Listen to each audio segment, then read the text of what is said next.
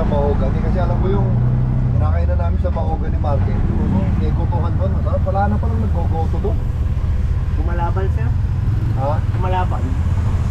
Kumalaban? Saan yun?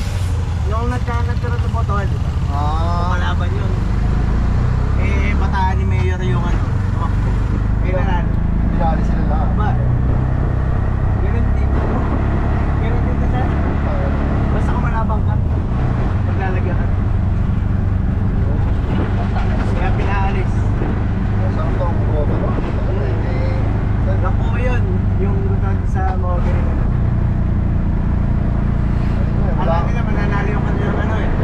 Bata. Kahit kung kami na mag-sakit. Hanggang ngayon ha. Kasi yung... Ayan yung katahan dyan. Oo maliit na gotola ako. Ayos na to, goto rin yan. Pag may laman loob naman. Panainan natin. Hindi.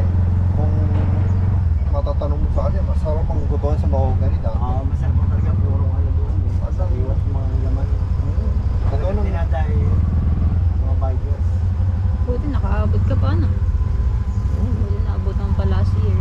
Last year ba yun? Last year, matagal na yun.